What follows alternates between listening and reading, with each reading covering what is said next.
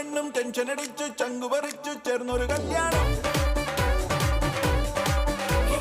ചങ്കു കൊടുക്കും ചൻസുകളെല്ലാം മാർപ്പ് വിളിച്ച് കൂടണ കല്യാണം.